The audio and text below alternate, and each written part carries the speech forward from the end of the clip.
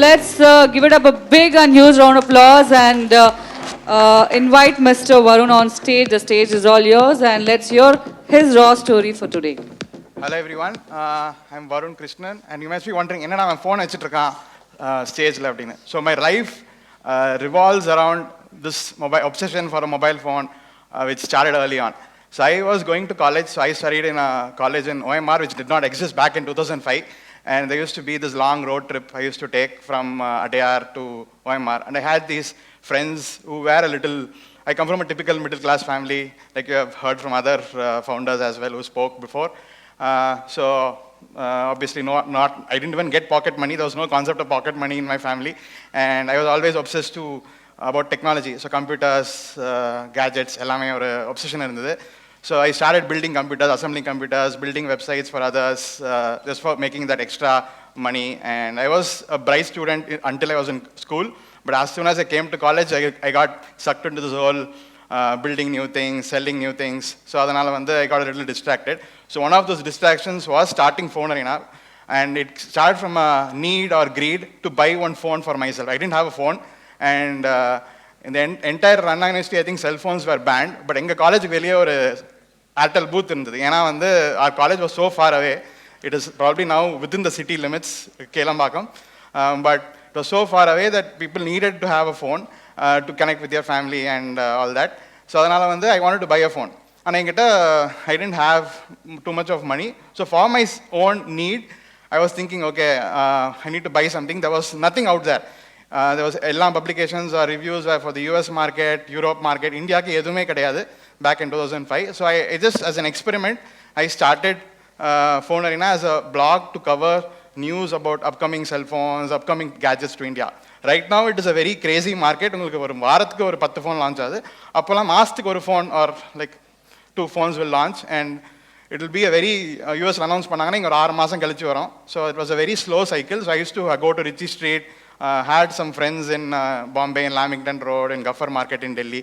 So enna varudhu appdin solli I'll have this database and cover that. And slowly and the brand started noticing. But before all of this, one day I got a call from the dean's office. I was like, yaar cell phone, I didn't even have a phone. Enna comedy na? Enkita phone kadiyadu. Ana yaar cell phone adichalam class la Varun, get out of the class. That will be the kind of reputation I had in college. So I was like afraid, okay, I've done some mischief or something, I'll probably be thrown out of college or something. Go to the dean's office and he's like, you're coming with me in the car today, don't take the bus. I want to buy a phone, I need your help. So that is the kind of reputation I had for gadgets and recommendations, and I used to help people choose gadgets or pick phones. So back then it was just, I think, 2G, GSM, I think Hutch started something around 3G or 2.5G. So it was very early days before even 3G was here. So it was still a part-time. I was obsessed with websites, technology, and phones. And I called my dealer friend saying, my dean is coming to the shop. Please give him a good deal. So I helped him buy a phone and it all worked out.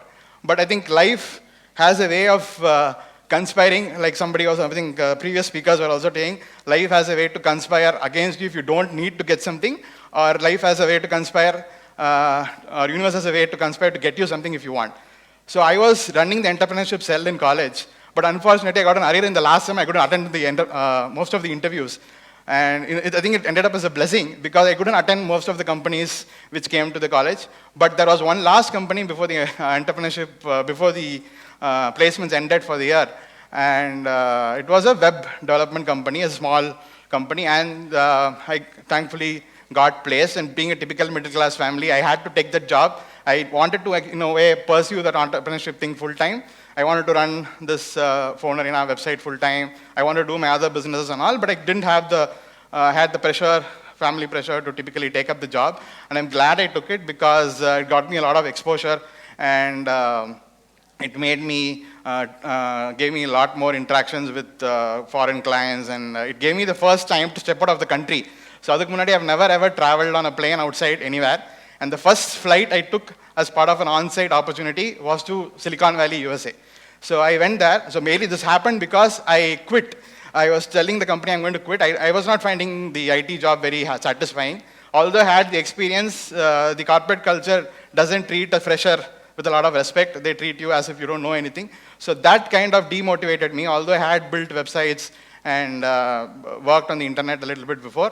So that was a little bit of demotivating. So I thought, let me quit and do what I'm doing full time. But then they were like, had a very good team there. I was fortunate. And they told me, why don't you go to Silicon Valley? So I went there, spent a year almost in the US. This was my first ever trip outside India, and it was to the US. And it was a dream come true. So I lived there for almost a year.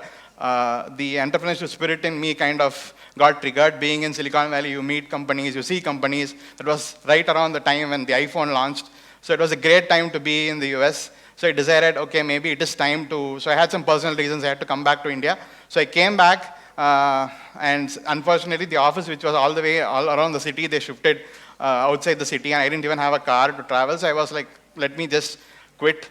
And I took a sabbatical and tried to experiment. So Fonearena was still a small part-time. It wasn't not generating too much of revenue, but it was almost paying me as much as my salary on the job. So I was like, why don't I take that risk? And thankfully, my mother was very supportive. She's like, pursue what you want rather than take the job. This is going to be giving you more comfort and you're going to be happy. Try doing this. So I got the support and slowly started right from my bedroom, started growing this website, investing a lot of time, and thankfully there were brands like Nokia which reached out to me to review their products, and it was like something I had to see whether it was a dream or reality, because until then I was wanting to buy a phone, and now there are these international companies reaching out to me, just seeing my content on the internet. They were reaching out to me to review the upcoming phones. So I started doing that slowly, and slowly more and more companies started reaching out. I couldn't do it myself, so I had to hire a team. And thankfully, being a techie, I could manage all the infrastructure by myself. And like somebody else was saying, never stop learning is a motto I follow. Even now, I'm like upgrading myself, upskilling myself. The moment you stop learning, you stop growing. So you have to continuously learn. So I still manage the code base and infrastructure myself. And it's keeps the geek side of me happy. And so I also review products. And so from buying that first, the quest for me, buying that first phone, now almost all companies in the technology space, being Apple, Google, Samsung, OnePlus, they invite me to test their upcoming products. And it's I think, I'm very grateful for this opportunity, because not many people are able to serve. It's a very competitive market. And I was doing this in Chennai. So there was this joke, like somebody else, I think Swati Krishnan, she was another speaker talking about Hindi. So my industry is located mostly around Gurgaon and Bombay, and most of the media outlets are there. And me being in Chennai, they will like, there's only, I think, probably one other outlet here. I think Hindu group is here. Otherwise, there was nobody in this tech or even media space in Chennai. So the joke I used to tell, whenever I reach out to companies to send products, they'll reach out to me and then they'll be like, you're in Chennai, do you have somebody in Delhi, or can we kind of send the product in Delhi? So they were not willing to send the products over to Chennai. So the joke I used to tell them is, Chennai is only part of India and not part of Sri Lanka.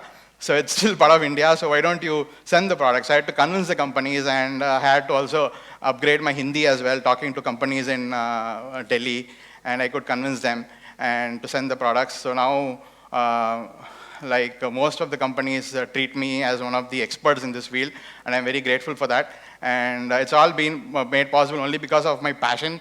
So I've been doing this for 17 years now, and we've also grown the team. It was just me when I started, and a few freelancers. Now we have a team. We've also expanded to other cities to have a presence in Delhi and Bombay as well. But I just wanted to share my learning. So what I advise to young aspiring entrepreneurs, or my learnings to others, is always never turn down an opportunity, and be curious always. You never know. Without the curiosity, you never know what lies ahead of you. And also learn from your mistakes. Don't really hesitate to experiment and fail unless I tried so many things before. So the joke is, Fonearena, when I started out, it was actually one of the proposals for building a store from an e-commerce company, and this was actually one of the ideas for them. So it was a portfolio for my web development services. That web development services business of mine, I had to shut it, but this still survived and grew. So never be hesitant to try.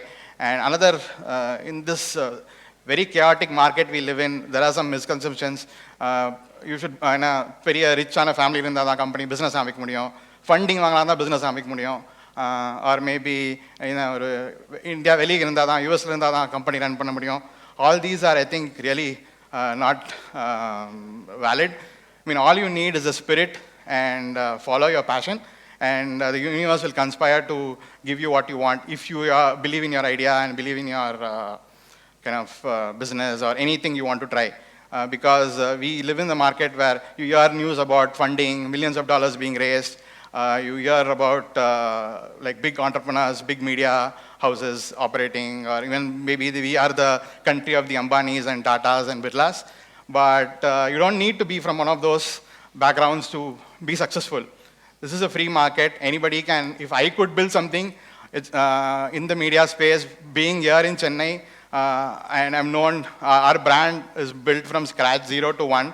I had no backing. I haven't raised a single rupee of funding. We've been profitable all throughout, and I've not borrowed any money from anyone. And still we've managed to grow and survive and thrive and build a mark for ourselves in the market. And so anything is possible if you have the determination and hard work. That's the only shortcut to success, in my opinion. So thank you. Well, Varun, thank you so much. It was a truly inspiring story. I totally agree with him. If you really stop learning, you will stop growing as well. So, what a raw story it was. You are an unavoidable Mr. Varun. Thank you so much once again for sharing your story with us. This world is incomplete without you. So, let's value everyone. Let's recognize everyone. Let's celebrate everyone.